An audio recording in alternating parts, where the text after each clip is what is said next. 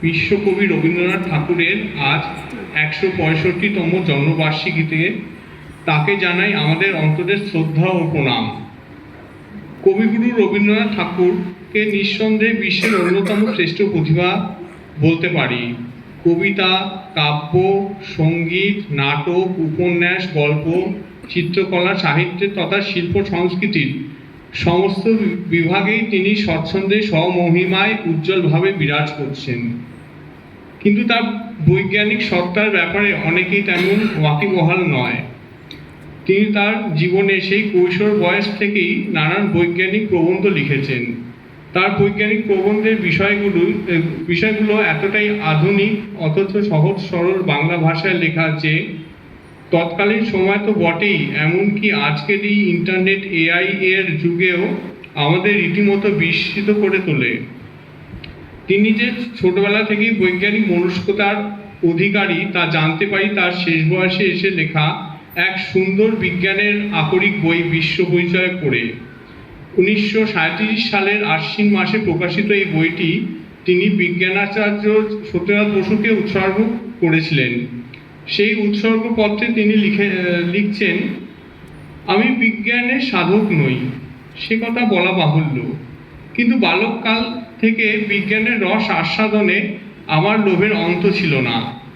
আমার বয়স বোধ করি তখন ৯-১০ বছর। মাঝে মাঝে রবিবারে হঠাৎ আসতেন সীতানাথ দত্ত ঘোষ মহাশয়। আজ জানি তার পুঁজি বেশি ছিল না, কিন্তু বিজ্ঞানের অতি সাধারণ একটি তথ্য যখন দৃষ্টান্ত দিয়ে তিনি বুঝিয়ে দিতেন, আমার মন বিস্ফারিত হয়ে যেত। মনে আছে, আগুনে বসালে তলার জল গরমে হালকা হয়ে উপরে ওঠে আর উপরে ঠান্ডা ভারী জল নিচে নামতে থাকে। জল গরম হওয়ার এই কারণটা তখন তিনি কাঠের গুঁড়োর যোগে স্পষ্ট করে দিলেন।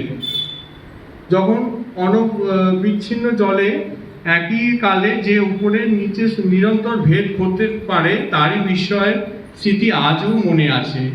যে ঘটনাকে শতই সহজ বলে বিনা চিন্তায় ধরে নিয়েছিলুম সেটা নয়, এই কথাটা বোধ হয় সেই প্রথম আমার মনকে ভাবিয়ে তুলেছিল।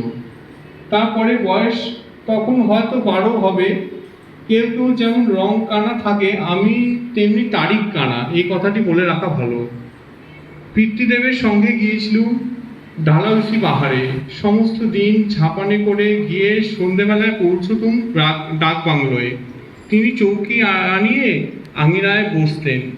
দেখতে দেখতে গিরিশৃঙ্গের বেড়া দেওয়া নিবিড় নীল আকাশের স্বচ্ছ অন্ধকারে তারাগুলি যেন কাছে নেমে আসত। তিনি আমাকে নক্ষত্র চিনিয়ে দিতেন, গ্রহ চিনিয়ে দিতেন।